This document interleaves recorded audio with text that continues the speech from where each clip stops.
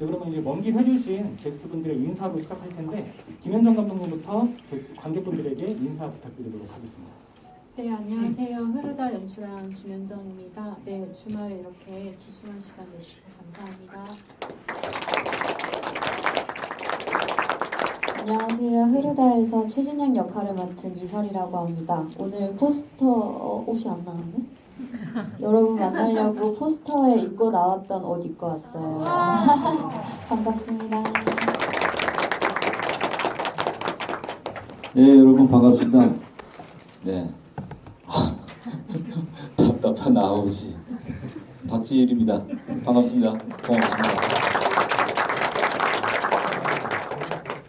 네, 안녕하세요. 혜수 역할 안민영입니다.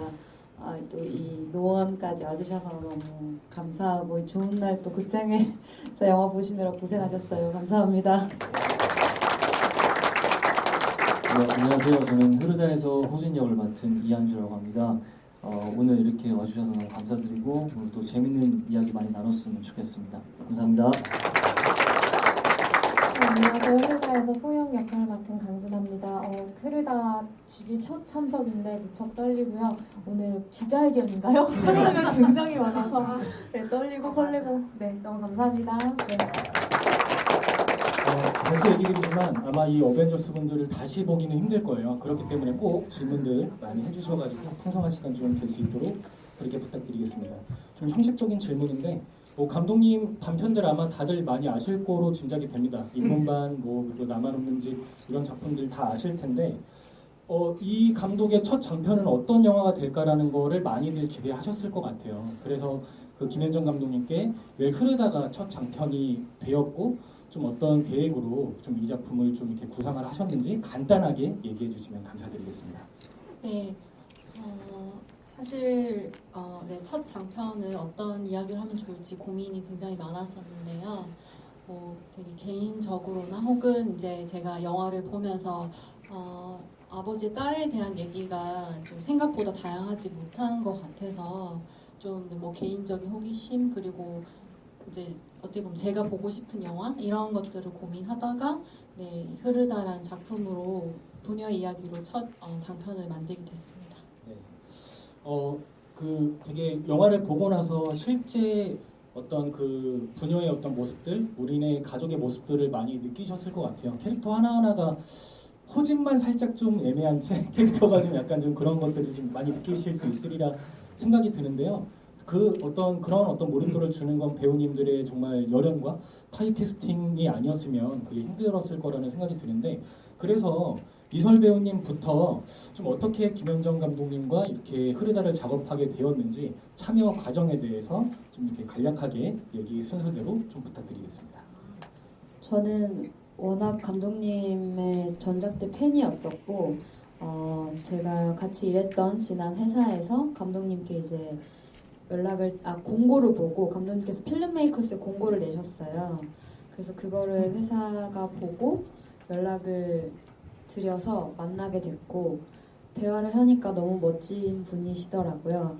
대본도 너무 재밌고 그리고 이제 제가 좋아하는 배우분들이랑 함께 한다고 해서 참여하게 되었습니다.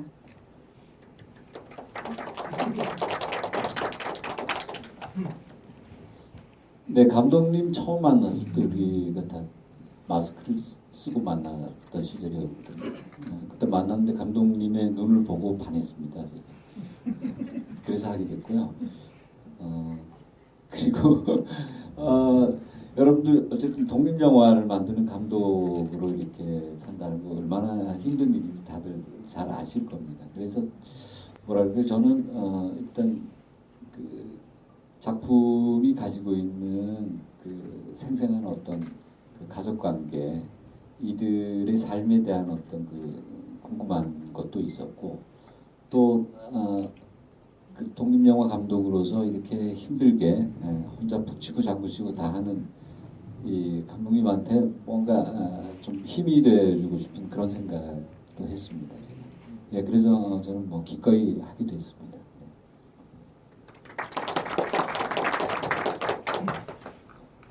저는 당연히 그 감독님 작품 너무 좋아하고 있었고 그 인문반 때 어떤 GV 현장에 저 같이 서 있었어요. 근데 저도 제가 아는 선배님들 극단 특히 거기서 나오는 극단이 제가 만들었던 극단이거든요. 그래서 그 얘기를 하게 됐어요. 제가 대구 사람인 걸 그때 아셔가지고 이제 외숙모 때 인연이 됐고 해수는 역할이 그렇잖아요. 엄마와 있을 때 없을 때 분위기. 그래 이제 뭐라 그러지? 어떤 자리에서 제가 있을 때 없을 때 그 분위기가 이제 좀 있으면 아무래도 좀 화기애애하고 아닌가요? 그렇다고 생각해서 좀 비슷한 면이 많다고 생각했거든요. 그래서 찍을 때도 굉장히 뭐 편하고 즐겁게 찍었던 것 같아요. 네. 네, 저도 마찬가지로 이 작품 공고를 아는 분이 보내주셨었어요. 그래서 저는 감독님 전작을 이제 단편들도 영화제에서 많이 봤었고 빨리 저 감독님의 장편을 보고 싶다 생각을 하고 있었는데 마침 아는 분이 그 공고를 보내주셨고 저도 이제 지원을 하게 됐는데 감사하게도 감독님한테 이제 연락이 오셔가지고 한번 이제 뵙고 또 이제 나름대로 호진 역할들을 이제 또 연기한 영상들도 같이 보내드리고 해서 이제 만나 뵙게 돼가지고 작품을 같이 하게 됐습니다. 네. 네, 저 역시 김현정 감독님께 전화가 왔었는데 무조건 해야겠다. 네, 그냥 현정 감독님 작품 워낙 좋아했었고 그리고 또 함께 출연하시는 배우분들과 함께 상상하니까 무조건 해야겠다는 마음이 컸고요. 그리고 그 당시에 그 한준님하고 6개의 밤 촬영장에서 만났었는데 너도 이 작품? 서로 설레서 그 얘기를 몰래 나눴던 기억이 납니다.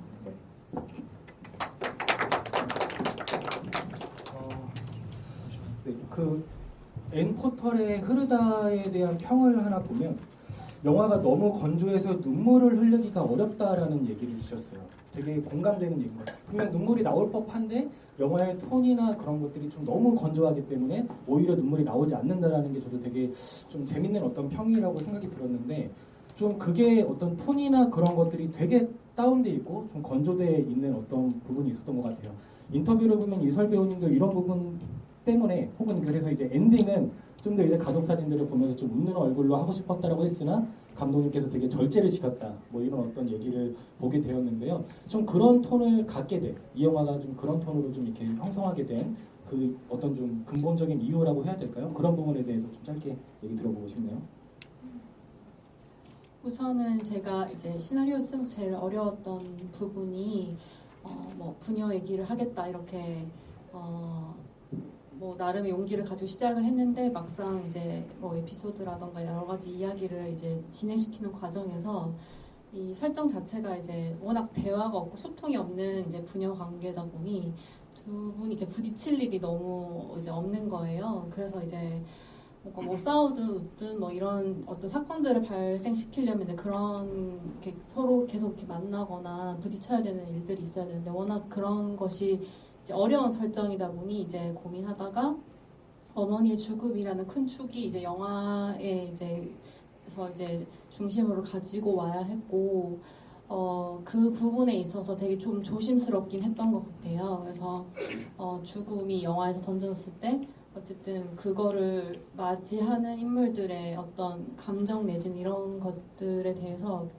뭔가 너무 드라마틱하거나 하면 뭔가 가짜 같은 느낌이 좀 들 것 같아서 그런 부분에서 계속 이제 곱씹게 되고 고민을 하게 되면서 좀 자연스럽게 이 영화 전체 톤이 만들어진 게 아닌가라는 생각이 들고 그런 부분이 사실 저는 이 영화의 뭐 한계이자 나름의 장점 그러니까 두 가지 측면이라고 좀 생각을 하고 있습니다. 아마 그 죽음을 그렇게 그냥 블랙아웃 처리하는 걸로 보신 거는 거의 없으셨을 거예요. 그냥 10초 정도의 그냥 블랙아웃으로 넘어간 채 바로 이제 그냥 뭐 죽음의 어떤 것들은 지워지게 되는데 그런 게 방금 말씀하셨던 어떤 좀 이렇게 맥락과 좀 이어지는 것 같아서 좀 얘기를 해봤고요.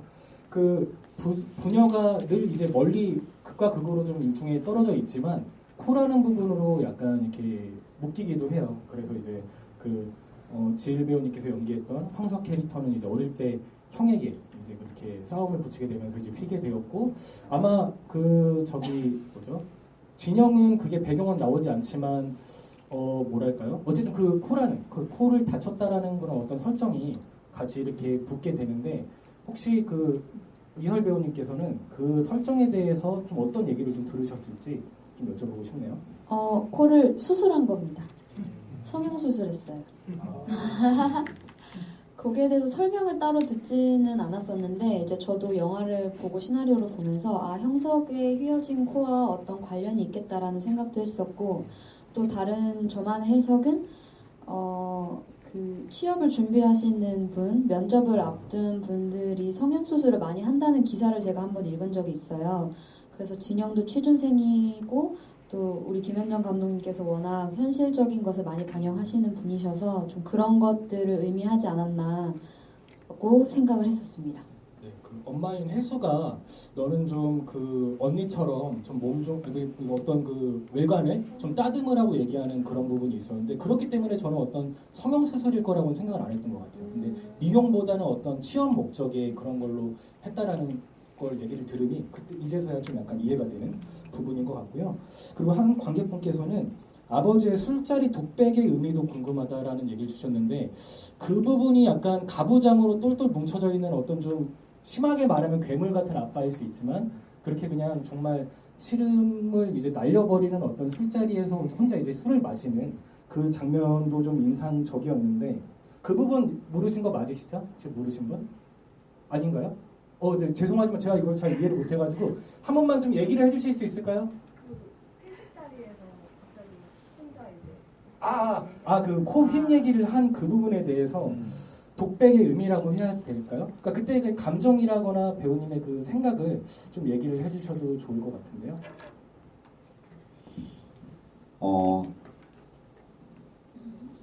이 아버지한테는 평생의 어떤 자기 컴플렉스이자 트라우마인 것 같아요. 그 사건이. 그다음에 그런 형에 대한 그 원망이 아직도 남아 있는 거고, 뭐라 그럴까? 자기 컴플렉스가 이제 코가 휘었다고 생각하는 그게 상징하는 어떤 그런 걸로 계속 자기한테 남아 있긴 하지만, 보통 사람들이 보기엔 제가 보기에도 그랬어요. 사실 별거 아니잖아요. 어릴 때 아주 미숙한 애들끼리 형제와의 다툼에서 일어나는 그런 사고였는데, 그런 걸 가지고 아직도 원망을 하고 그걸 마음에 담아두고 그걸 자기 컴플렉스라고 또 여기고, 그러니까 술을 먹으니까 이제 그런 속마음이 또 터져 나오기도 하고, 그거를 안고 살아가는 것만큼 저는 좀 미숙한 그냥 어떤 인간으로 그냥 생각했어요. 그렇지만 본인한테는 굉장히 그게 큰 상처로 남아 있었기 때문에 평소 얘기하지 않다가도 술 먹으니까 그게 막 터져 나오는 그런 장면으로 생각했습니다.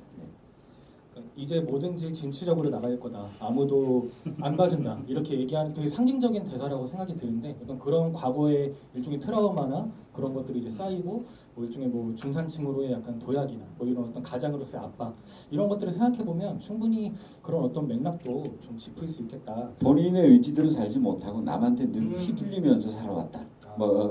그런 자괴감 같은 게 있는 거죠. 배우님 마이크 드신 김에 저는 사실 영화를 2번 봤는데, 마지막에 교도소에 수감되는 그 장면에 대해서 이게 어떤 일로 이렇게 됐는지가 저는 잘 모르겠더라고요, 사실.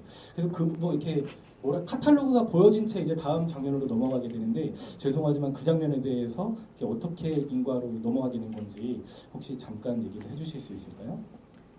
감독님 좀 얘기해 주세요. 간단하게 부도가 난 거고요. 그래서 이제 그런 미수금 같은 것들 이제 도발 이렇게 연속적으로 터지면서 생긴 법적인 문제이고, 사실은 그걸 조금 더 설명해주는 장면을 찍긴 했었거든요. 이제 이설 배우님하고 이제 세무사님하고 이제 1대1로 나눈 대화를 촬영을 했었는데 좀 이해가 안 가실 것 같아서 근데 영화 편집하면서 좀 고민을 많이 하다가 네, 이 영화에서 이제 후반으로 갈수록 좀 담아내고 싶은 감정이 있어서 그런 것까지 좀 디테일하게 설명하기에는 또 그런 감정이 또 이렇게 좀 내려가기 때문에 고민하다가 좀 설명 없이 그냥 네, 도약이 된 부분이 있습니다. 형석 캐릭터가 어쩌면 그 분노와 이런 것들로 인해서 유혈 사태를 낸 건 아닌가라는 그냥 상상도 해보게 되었거든요. 물론 그 카탈로그랑은 전혀 관계가 없지만 그런 생각이 들어서 짧은 식교를 한번 여쭈어 보았고요. 그리고 민영 배우님께도 질문이 있는데 사실 저는 약간 아침이긴 한데 이건 좀 그렇긴 하지만 어떤 이유로 이 캐릭터가 죽음을 맞았을까라는 그냥 생각이 그냥 언뜻 들더라고요. 그래서 왜냐하면 이제 그 전에 핸드폰에 담겨져 있는 그 모습이 되게 아련하게 계속 생각이 나면서 근데 이제 진영이 엄마의 그 사무실을 저기 자리를 정리할 때 이제 혈당 체크기 같은 것도 나오는 것도 괜히 좀 눈에 들어오고 했었었는데 혹시 그런 부분에 대해서 뭐 되게 지엽적인 얘기인데 혹시 좀 얘기를 하신 부분이 있을까요? 아니요, 그건 아니고요. 엄마 혜수의 죽음은 철저하게 사고사라고 생각합니다. 이 엄마가 몸 건강이나 또 집안 어떤 경제 상황이든 어떻든 이 모녀를 두고 갈 수는 없어요. 그 집안의 어떤 분위기나 형편상 그리고 실제적인 그 운영을 했다고 생각하거든요, 회사를. 물론 대외적으로 사장님이시고 뭔가 일에 대한 전문성은 있지만 그 운영하는 방식이나 경제적인 관념에 있어서는 혜수가 거의 대부분 도맡아 하지 않았나.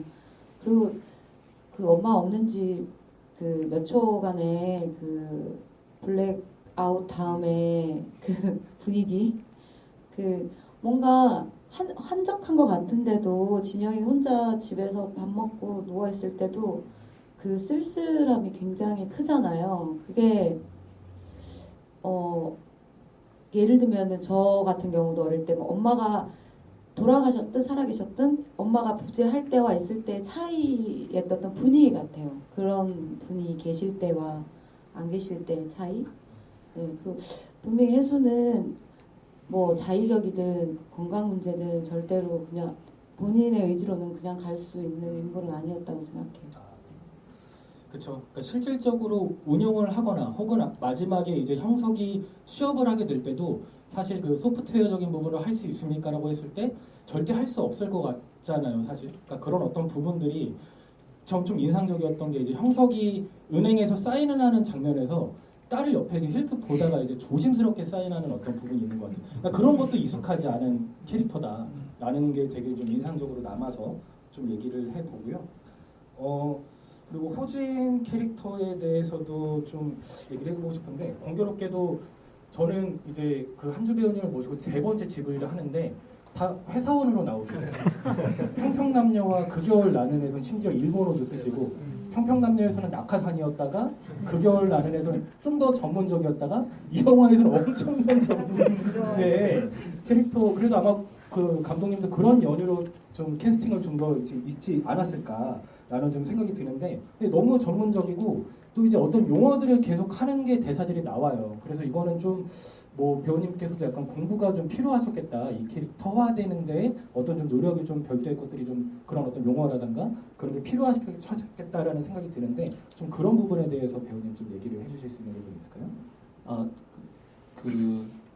그 용어들이나 이런 거는 실제로 저희 아버지가 공장을 운영을 하고 계세요. 그래서 그때 미팅 때도 제가 감독님한테 말씀드리긴 했었는데 그래서 그런 뭐 용어들이라든지 뭐 거기 있는 어떤 부품들이란 자재 뭐 언어라든지 이런 것들은 저도 조금 시나리오에서 첨가를 해서 이제 감독님한테도 이야기를 했던 부분이고 이제 이 캐릭터를 이제 만들 때는 조금 감독님이 그래도 호진이 막 너무 나빠 보이지만 않았으면 좋겠다라고 말씀을 하셔서 어떻게 하면 나빠 보이지 않을까 이유를 찾으려고 촬영하면서 계속 생각을 많이 했는데 오늘 영화를 보니까 나쁘긴 나쁘네요. 근데 또 어쨌든 이야기에서 필요한 역할이라고 생각을 해요. 그래야지 또 사장님이랑 또 진영과의 관계에 있어서 어떤 또 불씨가 되기도 하기도 했고, 그래서 그런 필요한 역할들을 또 한 부분에 있어서 감독님 또 제가 좀 연기할 수 있게 편하게 해주시려고 또 그런 말씀을 해주신 것 같기도 하고요. 그래서 그런 캐릭터를 좀 만들 때는 뭐 주변에 저희 아버지도 좀 많이 생각을 많이 했었고 감독님의 도움도 많이 받았고 했습니다. 진영에게 분명 아버지를 도울 것이다라고 얘기했지만 결국 떠나버린 어떤 조치를 취했는지는 전혀 나오지 않았기 때문에 약간 그것들이 조금 보여줘도 좀 괜찮지 않았을까라는 그 캐릭터. 근데 저는 그때 그 형석이 그 술집에서 코 얘기할 때 저는 약간 그때 조금 뭔가 이 쎄했다는 느낌을 그 벌써부터 쉽지 않겠구나.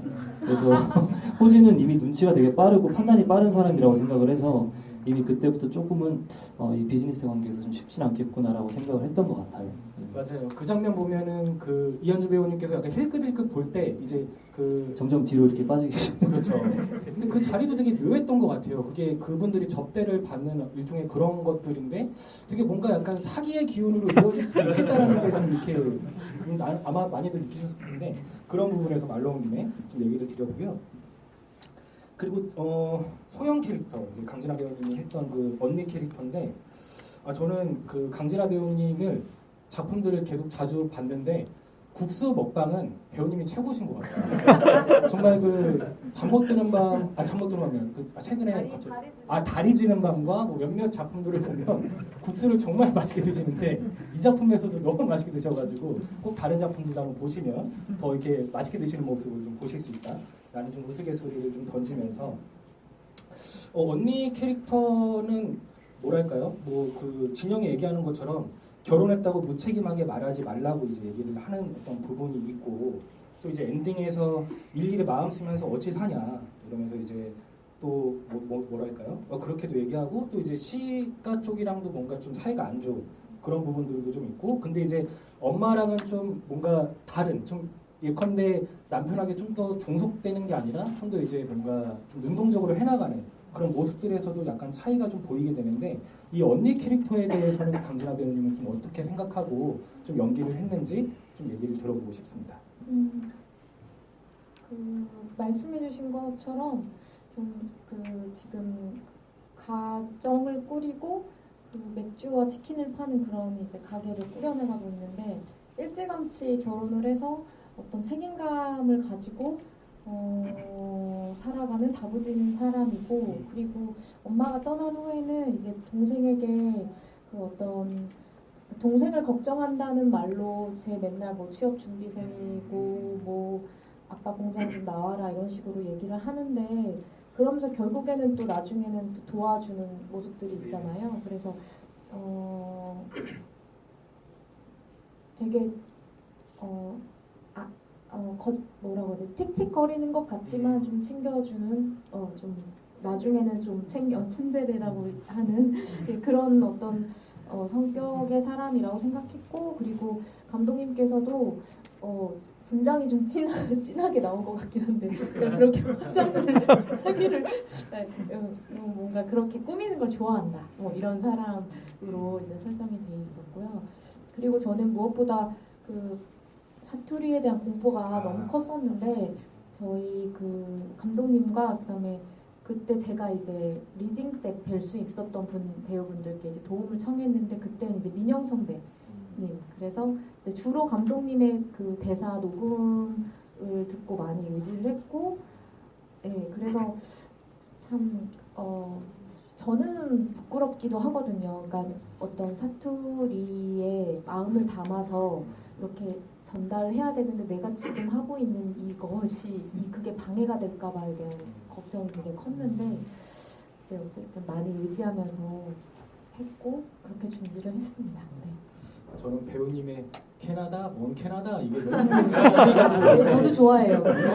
너무 전 사투리 모르지만 너무 잘하신 것 캐나다 같아요. 맞아요. 라는 생각이 들어서 좀 얘기를 들어보고 사투리가 나온 김에 안민영 배우님께서는 사투리 감수를 많이 하셨던 것 같아요. 그러니까 막 이렇게 막 전하고 그런 것들을 많이 하셨던 것 같은데 그래서 그런 점에서 좀 네. 뭐랄까 좀 아마 많이들 도움을 주셨을 것 같고 또 이설 배우님과 박지일 배우님도 어떻게 좀 사투리를 원래 좀 잘 하셨던 건지 뭐 그런 부분들이 좀 궁금해서 네, 좀 여쭤보고 싶네요. 사투리에 대해서. 네, 저도 안민정 배우가 네, 저는 원래 부산 출신이고요. 저도 한 33년을 부산에서만 살았던 배우 출신입니다. 그런데 이제 표준말을 그 이후에 오히려 표준말을 외국어 공부하듯이 이렇게 공부해서 말씨를 바꾼 케이스죠. 왜냐하면 연극을 하면 뭐 고전도 하고 굉장히 그 대사 분량이 많은 연극들을 하는데 그런 걸 하면서 이제 사투리를 쓸 수는 없으니까. 근데 이제 제가 부산 사투리를 하니까 여기 쓰여진 우리 이설 배우도 청도 출신이에요. 그래서 다 이 경북 사투리를 잘해요. 특히 뭐 감독님 대구 출신이니까 우리 안민영 배우도. 근데 여기서 써야 되는 사투리는 대구 사투리예요. 이 대구 사투리랑 그러니까 경북 사투리랑 부산 사투리가 좀 달라요. 그 뉘앙스를 또 네, 어쨌든 저도 좀 배우고 공부해서 하느라고 했는데 역시 저는 그냥 부산 사투리를 하고 있더라고요. 근데 일반 관객분들은 뭐 큰 차이를 못 느꼈을 거라고 생각합니다. 이설 배우님은 좀 사투리 어떠셨어요? 예, 뭐 편하게 얘기해 주시면 됩니다. 저도 부산에서 태어나서 청도에서도 살고 울산에서도 살고 대구에서도 살아본 경험이 있어서 저는 경북 사투리야 경상도 사투리를 고루 썼던 것 같아요. 근데 경상도 사투리 종합 세트. 네. 사투리 종합 세트. 그래서 저는 어미를 고치는 거에 대해서 감독님께 강습을 좀 받았던 기억이 납니다. 미묘하게 다른 포인트들이 있어서 그런 이야기를 많이 나눴었어요. 안민영 배우님 어떠신가요? 사투리 좀 마음에 드시나요, 배우님들? 좀 이제 과감하게 여쭤보죠. 네, 그 초반에 리딩 할 때 얘기 많이 나눴던 기억이 나고요. 전 사실 다른 배우분들 사투리에 대해서 뭐 어떤 의견을 가졌다기보다 저는 제 대사가 제가 지금 평소에 잘 안 쓰잖아요. 왜 안 쓰냐고 사람들이 물어보면 이제 입금되면 쓴다고 이제 하는데 저도 각고의 노력 끝에 꿈에서도 사투리 안 써도 무대에서 실수 안 한다는 선배님들 말씀을 듣고 엄청 고쳤었는데 이제 가끔 이제 감수를 많이 하기도 하고 이제 연습을 많이 하기도 하는데 저도 이 촬영을 할 때 사실 제 대사가 모든 장면이 다 뭐 쉽지는 않거든요. 모든 대사나 장면이. 근데 그 사투리로 할 때 어느 순간 제가 어떤 목소리가 엄마 목소리가 들리는 거예요. 이제 엄마 말투에 말을 하니까 물론 저도 지금 뭐 엄마 나이지만 저는 이제 제가 그걸 인지를 못하고 있다가 어떤 딸들한테 무슨 말을 할 때 엄마 같은 거예요. 그래 엄마 소리가 나면 잘 하고 있는 거구나라고 스스로 약간 생각하면서 대사를 찾았던 것 같아요. 그 해수의 대사를. 그랬던 기억이 있어요. 그러니까 뭐 다른 배우분들 그리고 워낙에 열심히 다들 잘 하셔가지고 그리고 사실 대사라는 게 그 불특정 다수의 관객분들이 보는 거잖아요. 그래서 저는 그 진심이 전달되면 된다고 생각해서 느낌을 주는 거에 대해서 물론 뭐 서로 나누고 그리고 감독님 말투도 너무 좋아서 또 많이 따라하기도 하고 그래서 근데 저는 다들 좋았다고 생각합니다. 네. 이한주 배우님은 혹시 사투리를 썼던 작품들이 좀 있으실까요? 저도 대구에서 뭐 단편 찍을 때 네네. 저도 그 고향이 부산이라서 네, 그래서 대구에서 한번 찍을 때 이제 했었고 네. 이번 작품에서는 일본어 때문에 일본어 때문에 조금 고생했습니다. 네. 또 다른 일본어를 보시고 싶으시면 그 겨울 라면이라는 작품도 나오게 되니까 한번 좀 봐주시기 부탁드리고 관객분들 질문이 너무 많이 쌓여가지고 제가 빠르게 소화를 하면서 나가겠습니다. 주인공이 목욕이 어떤 의미를 가질까요? 문이 조금 열려 있는 씬의 의미도 궁금합니다라고 얘기를 했는데 저는 목욕이 처음엔 둘이었다가 나중에는 혼자가 되는 게 되게 좀 쓸쓸하다라는 좀 생각이 들면서도 엄마가 마지막에 빨리 가야 된다라고 속초행을 갔을 때 문이 살짝 열려져 있는 이런 것들이 정말 디테일하게 들어가 있어요. 그리고 그 앞에는 이제 뭐 강의를 볼 때 엄마가 이제 들어올까 약간 문을 막 닫게 되는 어떤 그 진영의 모습도 있는데 그래서 문이 조금 열려 있는 씬의 의미 이런 것들에 대해서 좀 얘기를 들어보면 좋을 것 같아요.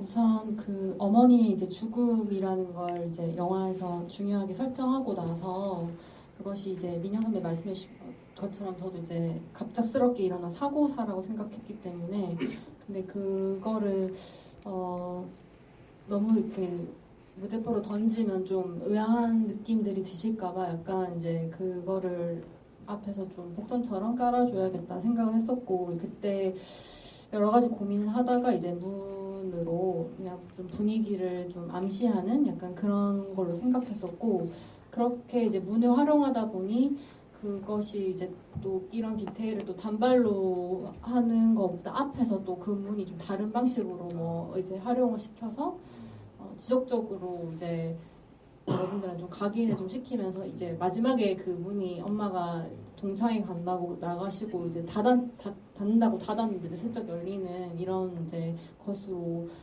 좀 변주를 시켜서 그 어머니의 죽음을 좀 암시하는 것으로 좀 활용해야겠다라고 이제 결정하게 됐고요. 목욕씨는 이제 프로그래머님께서 말씀해주신 것처럼 엄마와 진영의 관계성을 설명하는데 이제 활용했던 장면이었는데요. 이제 좀 어머니의 죽음을 이제 영화가 이제 40분 물론 이제 그것도 길지만 어쨌든 그 40분 동안 관계성을 빨리 설명하고 그 이후 이제 아버지와 딸의 이 또 거리감으로 빨리 넘어갔어야 해서 이 둘이 아버지랑 조금 다르게 좀 더 각별하게 가깝다를 이제 고민하다가 좀 신체적인 것으로 좀 표현하는 게 좋지 않을까 생각을 했던 것 같아요. 그래서 이제 또 특히나 이제 첫 장면 같은 경우는 또 그것으로 또 아버지와 딸의 관계 이 먼 관계를 이제 영화에서 이제 설명해 주듯이 그것과 좀 대비되게 어머니와 딸의 관계성을 설명해주고 이후에는 이제 어머니의 빈자리를 좀 느낄 수 있도록 그렇게 변주를 시켜서 장면을 구성했습니다. 한 관객분께서는 부녀가 닮지 않은 듯 보이지만 TV에 누워서 TV를 보는 자세가 되게 비슷했다라는 어떤 평을 주시기도 했고요. 그리고 뭐 이설 배우님께서 이제 완전히 메이크업을 안 하고 출연을 하셨는데 뭐 그런 의미라기보다는 뭐 그런 부분에 대해서 좀 어떤 생각이 좀 있으신지 아무래도 좀. 전 너무 편했어요. 그냥 이제 선크림 하나 바르고 하는 것이 저는 너무 좋아해가지고 저는 계속 그렇게 작업하고 싶어요. 메이크업 하는 시간이랑 지우는 시간 생각보다 오래 걸려서 메이크업 안 하고 했을 때 너무 행복했습니다. 그렇죠. 그러면서 마이크 드신 김에 그 엄마와 아빠가 이제 다투고 나서 이제 그 유리를 치울 때 그 진영의 발에 이제 유리 조각이 이제 밟히게 되는데 그게 이제 나중에 제 기억으로는 어머니의 죽음 이후에 아물었던 걸로 기억이 나는 것 같아요. 그거를 이제 이 관객분께서는 뭐 어떠한 감정이나 의미를 가지고 연기를 하셨을까 그런 부분에 그런 질문을 주셨는데 혹시 좀 뭐 감독님이나 배우님 덧붙여 주실 게 있으실까요?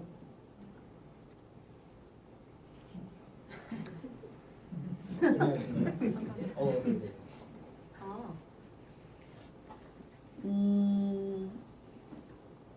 연기를 할 때는 그냥 그 상황에 더 집중을 했었던 것 같고 거기에 저의 이제 개인적인 해석을 좀 더 해보자면 가족이 가끔은 좀 아픈 존재이기도 하잖아요. 좀 멀리 떨어져 있고 싶기도 하고 가끔은 좀 내다 버리고 싶기도 하고 이제 그런 의미가 아니었을까. 아프게 콕 박혀있는 유리 조각이나 가시처럼 조금은 아픈 것이 아니었을까. 그리고 그 가시 그 유리 조각을 뽑으면 상처가 생기잖아요. 그리고 그 상처는 또 아무는 거니까 가족은 늘 그렇게 좀 상처를 주기도 하고 또 같이 아물어 가기도 하고 뭐 그런 의미가 아니었을까. 저는 그렇게 해석했는데 여기에 대해서 진지를 말씀해 주시겠습니까? 꿈보다 해몽인 거. 아, 꿈도 좋았어. 저 같은 경우는 이제 엄마와 아빠가 그렇게 싸웠을 때 이제 진영은 이제 그냥 이불을 덮어 쓴 채 그냥 이제 뭔가 나몰라라 하게 되는데 뭐 일종의 그거에 대한 벌 같다는 생각도 들었던 것 같아요. 그 다음에 아빠와 이제 그 저기 뭐죠 공장장이 다 뭐 이렇게 뭔가 소리를 낼 때 그때는 용감하게 나가서 이제 그 뭔가 이제 어필도 하고 그게 일종의 성장일 수 있을 텐데 저는 그 두 장면이 되게 좀 대비되는 어떤 좀 그런 부분이 있던 것 같아서 좀 얘기를 좀 덧붙여보고요. 좀 빠르게 그 좀 우스갯소리는 아니지만 질문을 드리자면 이한주 배우님 노래 실력을 들을 수 있었는데 컷이 넘어가서 편집된 건지 원래 대본에 뒤심이 없었는지 너무 아쉽다. 또 뮤지컬 배우 출신이시도 하셨기 때문에 어떠셨을까요? 없었어요. 없었고 아, 예. 노래할 새가 없었어요 그때. 그냥 그거는 거의 약간 애드립이었고 그 같이 촬영하셨던 선배님이 갑자기 노래라고 해서 노래방 틀어지지도 않았어가지고 부르지도 못했어요. 여러분 6개의 밤을 보시겠지만 노래는 아닌 걸로. 잘하더라고요. 네, 6개의 밤에서 이제 노래를 이제 그 없이 직접 이제 소화하시는데 꼭 궁금하시면 같이 한번 보시기를 좀 이렇게 추천을 드리고요. 박재일 배우님 연극 오펀스에서는 모든 것을 알고 있는 카리스마가 넘치는 보스의 모습을 보여주셨는데 흐르다에서는 세상 답답한 모습을 보여주셔서 고구마를 수백 개 넣은 것 같았다. 배우님께서 연기하면서 가장 답답하게 느꼈던 장면이 있었다면 어떤 장면일까요? 라는 질문을 주셨어요. 많을 것 같은데요. 추려가지고 좀 부탁드리도록 하겠습니다. 답답하죠. 저는 영화를 아까 안민영 우리 배우가 자기가 대사를 하면서 엄마 목소리를 듣는 것 같다 이런 얘기를 하셨는데 저도 대사를 하는 중간중간에 저희 아버지가 이제 나이가 90인데 아직도 정정하세요. 저보다 더 건강하시고 그 아버지가 얘기하시는 거랑 너무 똑같더라고요. 제가 똑같은 어투와 똑같은 말투와 그 뭐라 그럴까 똑같은 세기로 막 그렇게 얘기를 하는데 내가 우리 아버지한테 느꼈던 그런 답답함이 저한테 오롯이 전달돼 있더라고요. 세상에 대해서 뭔가 원망이 많고 분노가 많고 그렇지만 뭐 하나 또 자기 힘으로 이렇게 헤쳐나갈 또 능력은 없고 그런 사람 그런 그 경상도의 어떤 노인네 같은 느낌이 분명히 있는 것 같아요. 그래서 장면마다 굉장히 답답한 적이 많았었는데 근데 하고 나서 보니까 정말 섬찟할 정도로 저희 아버지랑 똑같이 하고 있더라고요. 제가 모든 말투. 그래서 너무 놀랐어요. 너무 놀랐어요. 정말. 야, 내가 경상도 사투리로 이런 역할을 하니까 나한테 그냥 숨어있던 우리 아버지가 튀어나왔구나 이런 생각이 들 정도로. 그렇죠. 연극은 매 순간 뭐 어떤 그 의미나 이런 걸 해석을 다 가지고 이렇게 할 수는 없지만 그 상황에 집중하고 전체적인 그 캐릭터가 내 몸 안에 들어와 있고 그 장면을 잘 해석해서 잘 표현해내면은 또 연출이 또는 그 작가가 만들어 놓은 그 틀 속에서 그 캐릭터가 또 이렇게 표현되고 해석될 수 있구나 뭐 이런 저한테도 아주 좋은 경험이었고요. 아주 재밌는 작업이었습니다. 네. 그 아버지 캐릭터가 옥중에서 6개월이면 또 일어날 거다라고 했을 때 약간 소름 돋았거든요. 또뭘 또 꾸미는구나라고 생각했는데 다행히 이제 취업으로 들어가면서 이제 일하는 모습을 보면서 이 캐릭터도 좀 달라질 수 있는 면들이 좀 있겠다라는 좀 생각을 하게 됐고요. 사실 그 저기 언니 캐릭터인 소영이 사실 이제 그 진영이 가게 되면서 결혼은 했지만 이제 오롯이 또 아빠를 모셔야 되는 어떤 상황이 될 수밖에 없기 때문에 아 네가 지금 이런 상황에서 진짜 가는 게 맞냐라고 좀 싸울 수도 있었겠다라는 좀 생각이 들었는데 배우님 입장에서는 일단 그 진영이 그렇게 갖게 됐고 이제 뭔가 아버지를 보필해야 되는 그런 상황이 되었을 텐데 좀 그 이후의 상황에 대해서 배우님은 좀 어떻게 되었을까라는 혹시 생각이 좀 해보셨는지? 그 영화를 보면 오늘 저도 극장에서 두 번째 이제 관람을 하게 됐는데 그 볼 때마다 저도 그 후에 진영이가 떠난 후에 이제 내가 이제 아버지 어느 정도 일주일에 몇 번 정도 뵙고 챙기고 할까라는 생각이 자연스럽게 떠오르더라고요. 근데 소영이는 철저히 잘 거리를 두면서 필요할 때 이 정도쯤 가서 뭐 이렇게 좀 아버지 챙겨드려야겠다가 되게 있는 사람일 것 같고 어쩌면 진영이가 더 저보다 더 잘 곁에 이제 같이 집에 살아서일 수도 있겠지만 더 마음 닿으면서 더 챙겼던 건 진영이였을 것 같아요.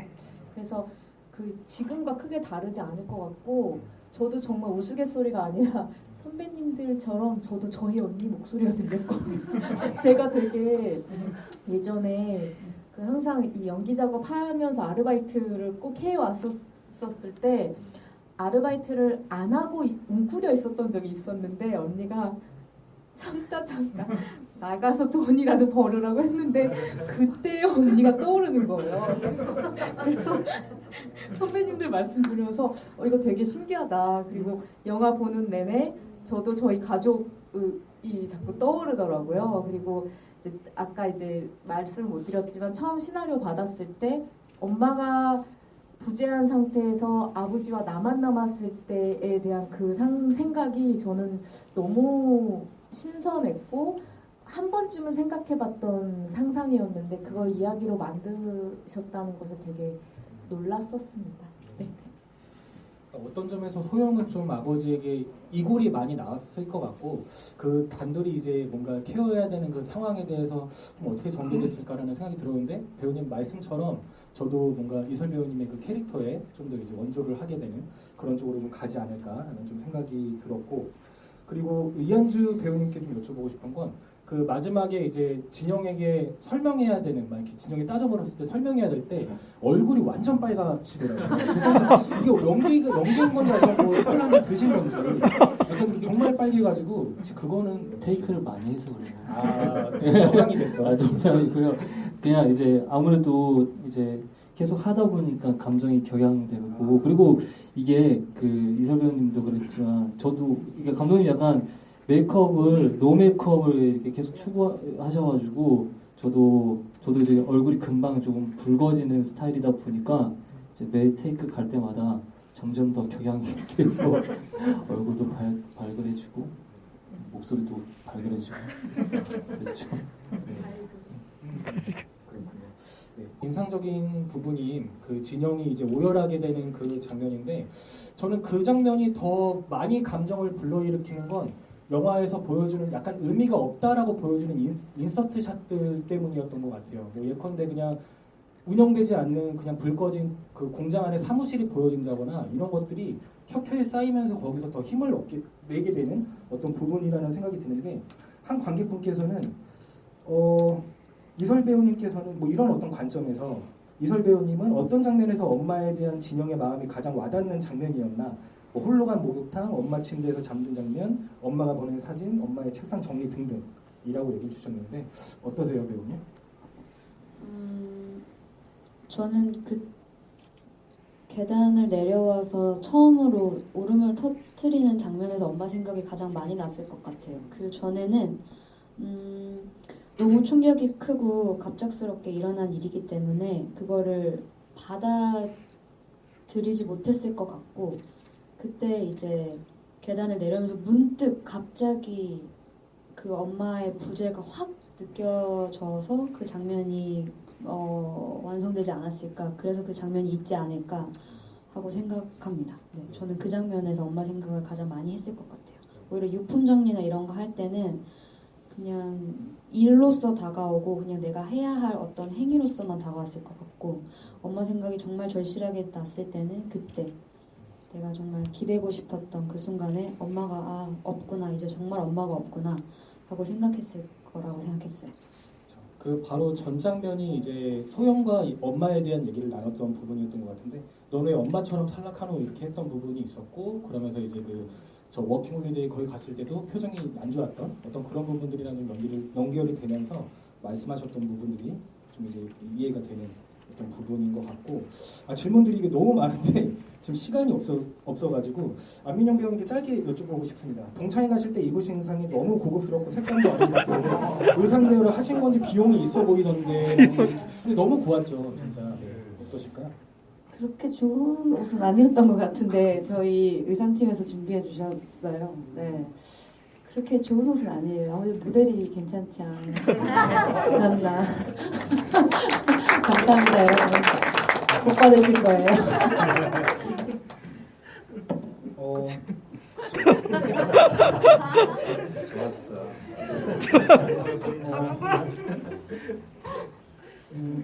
그 다음에 그 감독님께 짧게 이제 거의 시간이 마무리됐기 때문에 사실 감독님은 얘기하신 것처럼 이제 대구에서 이제 중심을 두고 계속 작업을 하고 계신데 한 관객분께서는 대구 외에 염두에 두신 지역도 있냐라고 물으셨어요. 혹시 어떠실까요,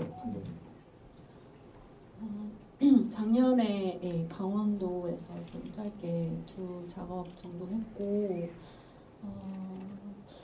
그러니까 지역에서 하는 작업들이 좀 재밌는 것 같아요. 좀 내용에서도 좀 변방에서 나올 수 있는 이런 좀 우리가 쉽게 좀 접하기 어려운 얘기들이 좀 많다 보니까 딱히 어떤 지역이라기보다 그냥 지역 전체가 그냥 계속 눈여겨보고 있습니다. 네, 재밌는 이야기가 또 있을까 하고. 그럼 감독님 마이크 드신 김에 편집 과정에서 어느 장면을 가지고 가장 고심 끝에 편집을 하셨는지 뭐 그런 좀 비하인드가 있으면 좀 짧게 부탁드리겠습니다. 호진의 재등장 이후부터가 고민이 많았거든요. 네, 물론 모든 장면에서 진짜 그 편집 감독님하고 고민이 많았는데 이제 호진의 재등장 이후에 이야기의 속도가 좀 붙어야 되고 감정이 조금은 그래도 고조가 되어야 된다고 생각을 이제 했기 때문에 이제 배열이나 뭐 생략이나 이런 부분을 이제 지속적으로 시도를 하면서 고민이 많았고 아까 말씀드린 그런 뭐 아버지의 사실 그 이제 교도소 들어가시기 전에 이런 정보들이 좀 더 설명되어야 되지 않을까 이런 장면들을 다 촬영을 했음에도 좀 더 이제 후반부로 갈수록 몰입이 조금 더 되셨으면 하는 마음에서 거기서 좀 고민이 많았던 것 같아요. 네. 너무 아쉽게도 지금 시간이 거의 다 된 터라 이제 슬슬 마무리를 해봐야 될 것 같은데요.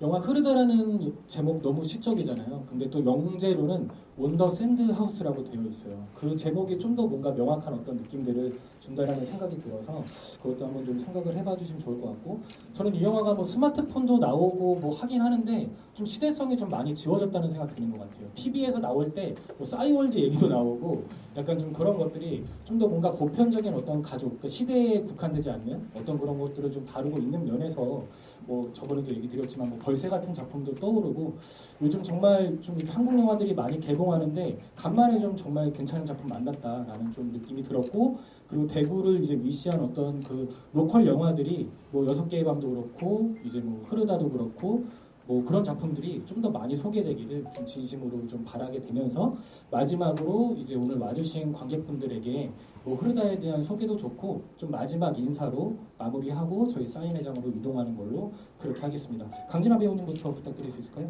네, 오늘 영화 관람과 그리고 또 이렇게 대화 시간까지 함께 해주셔서 너무 감사드리고요. 저도 오늘 다시 보니까 참 좋더라고요. 이 영화 아까 상영되는 그 시간 안에 흐른 시간 안에 머물 수 있어서 너무 좋았어요. 주변에 좀 좋은 입소문 많이 내주셨으면 좋겠습니다. 감사합니다. 네, 오늘 이렇게 같이 얘기 나눌 수 있어서 너무 감사했고요. 그리고 오늘 이렇게 또 여기 선배님들이랑 같이 뵙고 이야기할 수 있어서 너무 영광이었고 너무 평소에도 되게 같이 꼭 연기하고 싶었던 선배님들도 이설 배우님, 진아 배우님 뭐 이렇게 있었는데 같이 하게 돼서 너무 영광이었고 저희 작품 이제 개봉해서 극장에서 이곳저곳에서 상영하고 있으니까 주변에 많이 입소문 내주시고 꼭 N차 관람도 할 수 있도록 많은 홍보 부탁드리겠습니다. 감사합니다.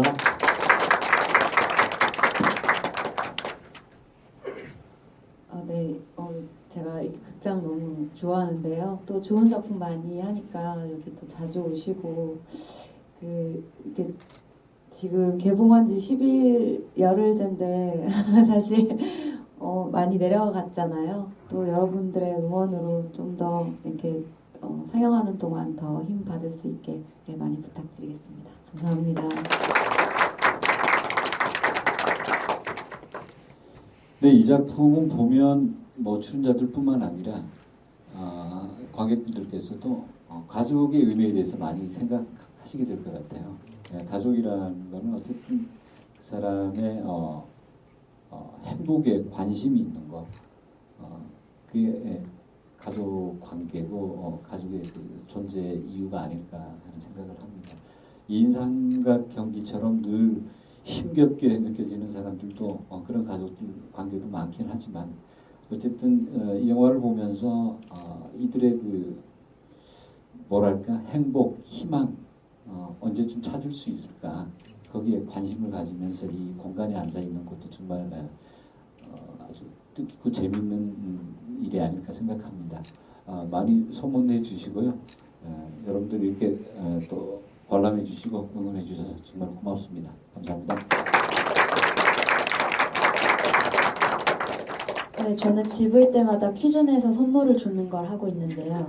빨리 내고 빨리 드리겠습니다. 오늘 선물은 제가 발리 여행 갔을 때 사온 팔찌예요. 그러다 GV 때 경품으로 쓰려고 사왔고요. 자, 첫 번째 문제입니다. 진영이 언니 그리고 형부 그리고 이제 조카들이랑 엄마랑 먹었던 음식은 무엇일까요? 저기 뒤에 분이 제일 빨랐어요. 맞습니다. 진짜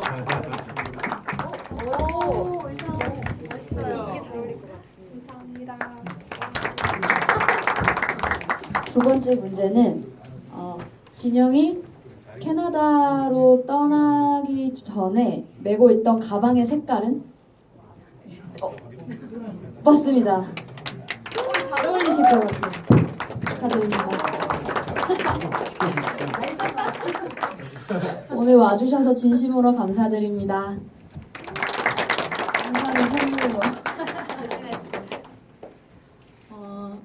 흐르다 상영된 지 10일 정도 됐고 저도 이제 관객님들 평을 좀 보고 하거든요. 근데 이렇게 잔잔하고 좀 답답함이 많다 이런 이제 감정들을 많이 이제 느끼신 것 같더라고요. 근데 사실 역설적으로 이 작품을 만들 때 정말 저의 모든 걸 갈아 넣은 것 같아요. 그래서 좀 어두운 시기를 지나고 계시거나 그거를 지났지만 좀 마음에 계속 그것이 맴돌고 있으신 분들에게 조금이나마 닿길 바라면서 굉장히 마음을 다해서 만들어서 조금은 이 영화로 위로는 안 되지만 위로가 되셨으면 좋겠습니다.